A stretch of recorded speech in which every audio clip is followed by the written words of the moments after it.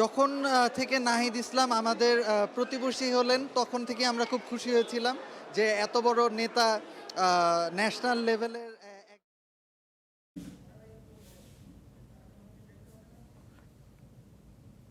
তার বাসার ভেতরেই সম্ভবত প্রবেশ করেছেন। তার সাথে বিএনপি একটু আগে জামায়াত আমিরের বাসায় যখন গিয়েছিলেন তখন সিনিয়র অন্যান্য নেতারাও ছিলেন সাথে। মির্জা ফখরুল ইসলাম আলমগীরকে দেখা যাচ্ছে সাথে, নজরুল ইসলাম খান সম্ভবত, সার্জিস আলম আছেন এই বাসায়।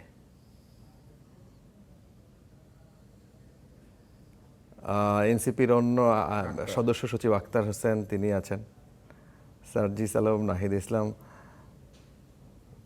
এটা বাংলাদেশের রাজনীতিতে এটা একটা আমার মনে হয় উজ্জ্বলতম উদাহরণ হয়ে থাকবে। বিজয়ী দল, বিরোধী দল হিসেবে যারা সংসদে আসছে তাদের বাসায় যাচ্ছেন এবং তাদেরকে এই ধরনের শুভেচ্ছা বিনিময় করছেন। এটা তৃণমূলেও এক ধরনের প্রভাব ফেলবে বলে অনেকেই মনে করেন। তুষার ভাই, এই বিষয়টাকে আপনি কিভাবে দেখেন? আমি বিষয়টাকে ভালোভাবে দেখি। এটা তারেক রহমানের উদারতা বা এক ধরনের বন্ধুত্বমূলক আচরণের হাত বাড়িয়ে দেওয়ার একটা প্রতিশ্রুতি। উনি যেটা বলেছিলেন যে উনি সবাইকে সাথে নিয়ে কাজ করতে চান। যেটা আমাকে দুঃখ দেয় যে এনসিপির এই পুরো ফ্রেমটার মধ্যে দেখেন কোনো নারী নাই।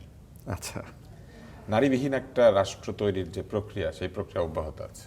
না, এই যে ভিড় ভাট্টা অনেক বেশি, ভিড় ভাট্টা, ইলেকশন করতে পারবে না নারী, এখানে দাঁড়াতে পারবে না নারী। আমি এটাতে মনে করি এনসিপির পক্ষ থেকে অন্তত একজন নারী নেত্রীর এখানে থাকা উচিত ছিল।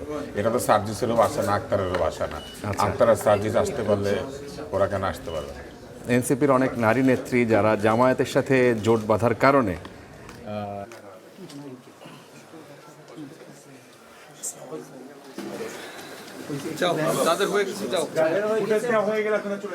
একটু স্যার বসছে, আমরা একটু বসার একটু প্রেস এরিয়াটা নিচ্ছি আমরা একটু। হ্যাঁ ভাই, একটু ধাক্কা দিয়েন না আমাকে প্লিজ, ধাক্কা দিয়েন না ভাইয়া, ধাক্কা দিয়েন না।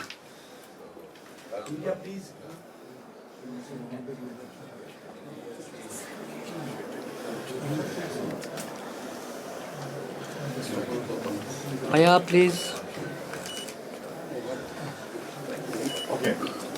ভাইয়া ভাইয়া প্লিজ প্লিজ।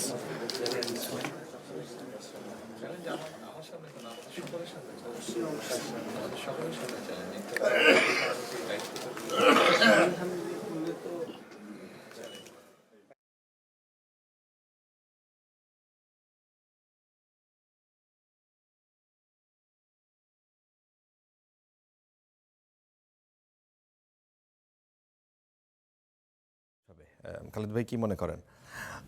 যেহেতু নির্বাচন পরবর্তীতে এক রকমের সহিংসতাও আমরা দেখলাম এবং সেখানে এই মেসেজটা নিশ্চয়ই তৃণমূলে হয়তো এই ধরনের গোলযোগ থেকে মানুষকে হয়তো একটু নিবৃত্ত করবে মানসিকভাবে। না, ডেফিনেটলি আমার কাছে মনে হয় যে যত বেশি আপনি যাদেরকে প্রতিপক্ষ মনে করেন তাদের কাছাকাছি আপনি যাবেন, তত আপনাদের মতেরও